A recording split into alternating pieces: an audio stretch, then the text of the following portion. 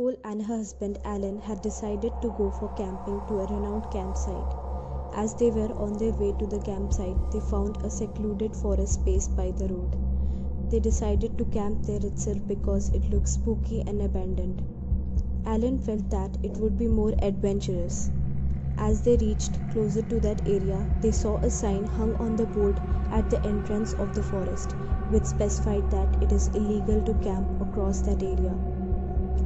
Paying no heed to the sign, Alan and Nicole went in the forest and pitched up their tents.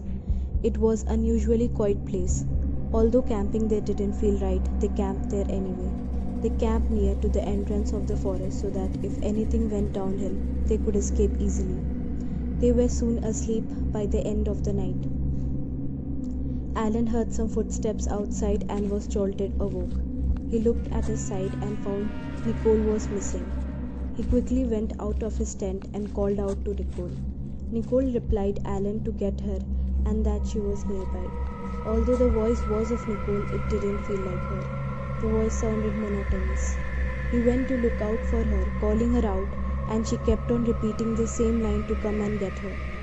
Alan had now walked far from his camp, but there was no sign of Nicole. Suddenly Nicole stopped calling out and Alan heard footsteps again. This time it was fast.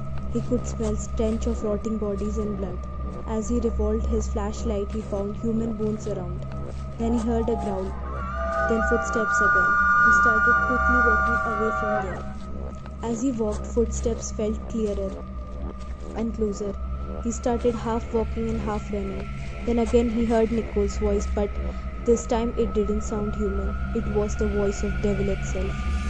As he started running, he heard violent growls, and at one moment he turned around to find a creature chasing him. The creature had a body of human being. It had discolored skin pulled tightly over its bones. It had eyes deep in the sockets and was very tall. It reeked of death. Without looking back, Alan ran and ran, escaping the creature and reaching the entrance of the forest, where he found Nicole by the car.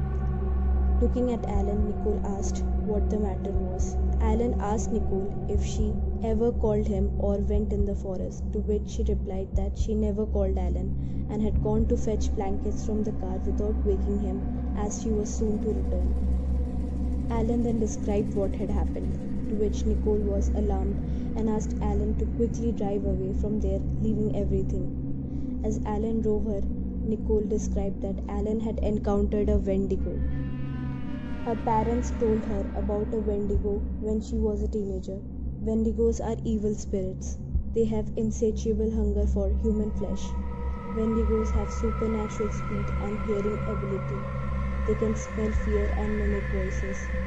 They are so hungry that they even eat their own flesh. They are really huge and have their skin sagging over their bones. After they hunt the victims, they possess them to become cannibals. Legend goes that a starving man ate his children and his wife and died to become a Wendigo, cursed to roam with insatiable hunger, disease, pain, and death. She added that they were lucky to escape a Wendigo because escaping Wendigo is not possible. As Alan was driving, he gazed at the rear view mirror to find out the same creature approaching him and getting closer.